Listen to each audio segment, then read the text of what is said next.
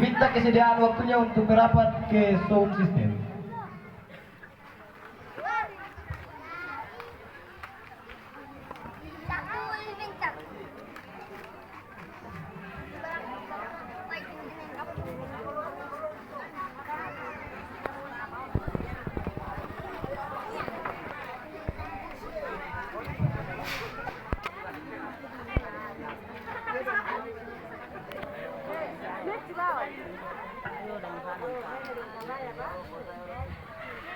Assalamualaikum warahmatullahi wabarakatuh.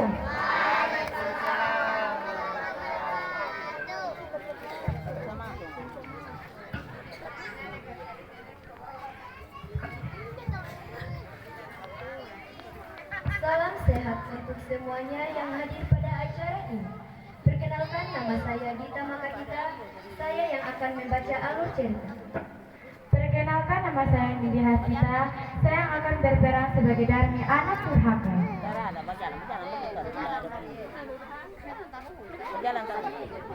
Saya Aprilia Siumbu berperan sebagai ibunya Darmi yang sangat sabar. Dan saya Rana Ciampusa berperan sebagai Sri, temannya Darmi. Dan saya Arsila Laman Sempu, saya berperan menjadi Kartika temannya Darmi. Dan saya Lala Prilia, saya berperan sebagai Sulastri, temannya Darmi.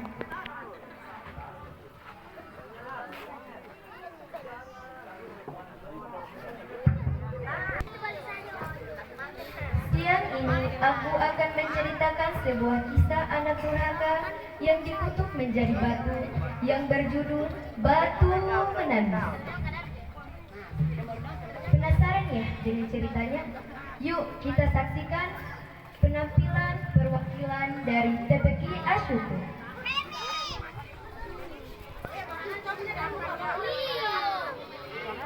Alur kisah. Di sebuah desa terpencil di Kalimantan Barat, Indonesia, hiduplah seorang ibu dengan anak perempuannya yang bernama Darmi. Ayah Darmi sudah meninggal saat Darmi masih kecil. Dahulu mereka hidup berkecukupan, namun setelah ayahnya meninggal, ibu Darmi harus bekerja di ladang. Darmi ini hidup Ibu Darmi harus bekerja di ladang. Ibu mereka jadi kulit Ibu Darmi jadi kian gelap. Berat tubuhnya juga menyusut.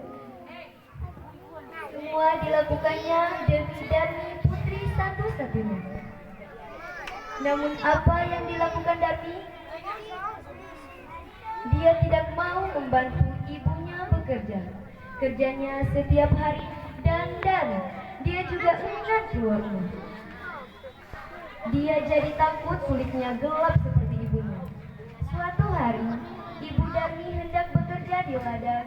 Dia akan bekerja sampai sore. Sebab musim panen sudah tiba, Ibu Darmi berkata pada Darmi,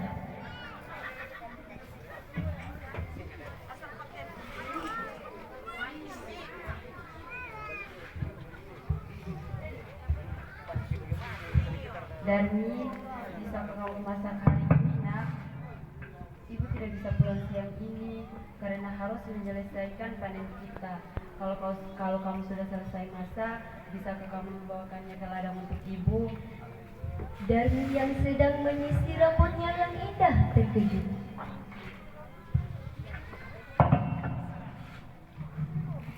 Gak mau, Bu.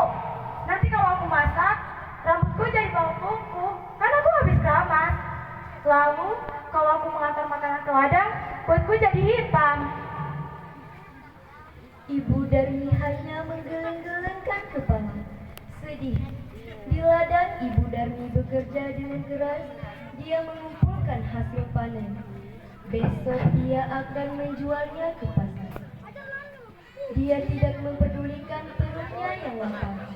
Saat lelah, dia beristirahat sambil meminum air geneng yang dibawakannya. Dia berdoa dalam hati.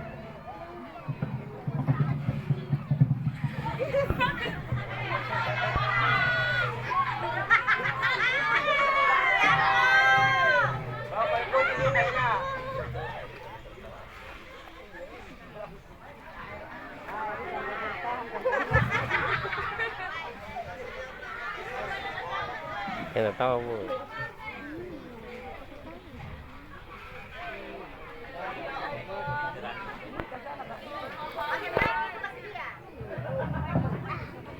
Ya Allah, tolonglah hamba, ubahlah anakku, lepaskanlah dia dari sifat malasnya ya Allah.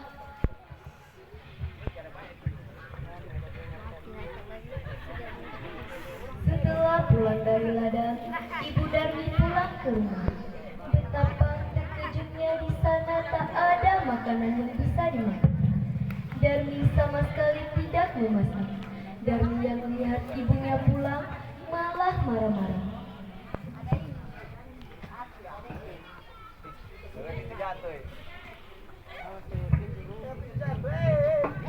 Ibu ini dari mana saja sih? Masa tidak ada makanan di rumah? Aku kan lapar, saya tidak makan. Tapi tadi kan ibu sudah suruh kamu masak, Darmi. Kamu kemana saja? Aku nggak tahu, Bu. Ibu Darmi seharian di ladang. dan Ibu lapar, dan Darmi. kelaparan dan kesesakan harinya. Ibu Darmi sudah bersiap dengan hasil panennya.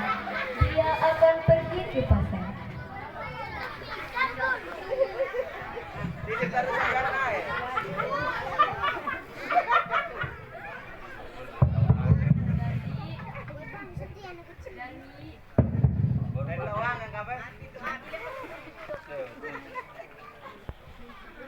Apa sih, Bu? Darmi, ikut ibu ke ladang yuk. Ibu membutuhkan bantuanmu untuk membawa hasil ladang kita ke pasar.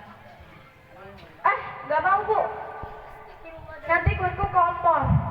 Apalagi pasar kan becek. Aduh, aku nggak bisa membayangkan kulit yang bersih itu tak kotor. Ya udah, Darmi. Akhirnya ibunya ke pasar sendiri dengan membawa hasil ladang itu.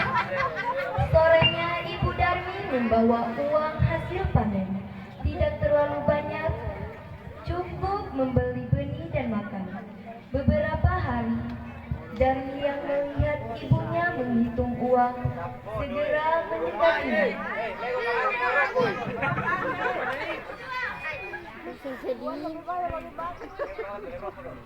Bu, beri aku habis. Tolong belikan dong, Bu. Ya, nanti ibu belikan. Tapi kamu harus ikut ibu ke ladang ke pasar ya. Ya udah deh. Akhirnya Darmi dengan terpaksa ikut ibunya ke pasar. Tapi Darmi berbisik kepada ibunya. Ayo Darmi, kita ke pasar. Nanti ibu memberikan kamu budaya yang bagus.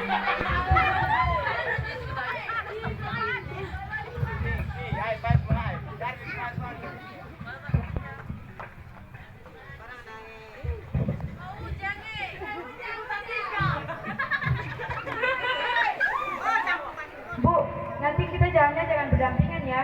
Kenapa, Darmi?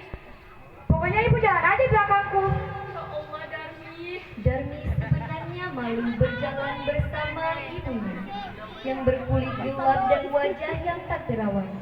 Tiba-tiba di tengah jalan ada seorang teman Darmi yang menghampiri dan bertanya. Hai Darmi, kamu mau kemana? Aku mau ke pasar. Teman Darmi melihat ibu Darmi dengan pandangan bertanya. Iya siapa Darmi? Ibumu ya? Darmi yang tak ingin temannya tahu jika dia punya ibu yang kotor dan jelek segera menjawab. Dia pembantuku. Tentu saja bukan ibuku. Ih, amit-amit deh. Betapa sedihnya saat ibu Darmi mendengarnya. Namun hanya ditahan dalam hati. Mereka melanjutkan perjalanannya. Darmi bertemu dengan temannya yang lain. Hai Darmi, mana? Aku mau ke pasar. Oh, ngomong-ngomong, siapa yang di belakang ibumu ya? Bukan, dia bukan ibuku, dia pembantuku. Oh, kalau gitu aku pergi dulu ya. Sungguh Sungguh hati Ibu Darmi semakin sedih. Begitu tega anaknya mengakui dirinya sebagai pembantu. Namun sekuat tenaga dia berusaha menahannya. Sampailah Darmi dan ibunya di pintu pasar.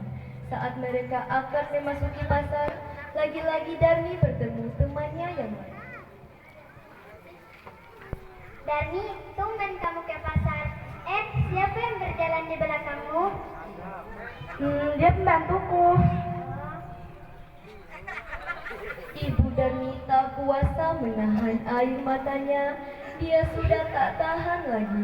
Maka dia pun berdoa dalam hati. Sungguh teganya hati kamu terhadap ibu, nak. Ibu sudah tidak tahan lagi dengan sikapmu terhadap ibu.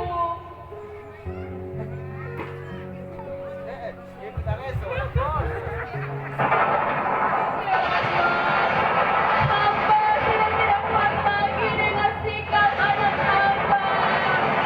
Tolong kiranya Tuhan menghukumnya agar dia menjadi batu. Setelah selesai Ibu Darmi habis berdoa, tiba-tiba Darmi menjerit.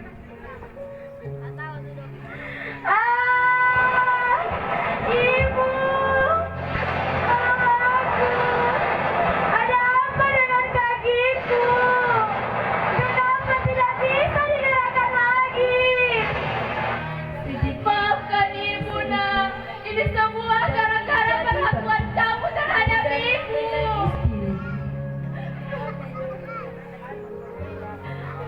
Ampun, Bu.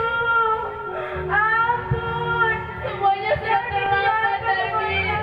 Kamu sudah menyakiti hati ibu. Darmi berhenti sambil menangis meminta ampunan ibunya.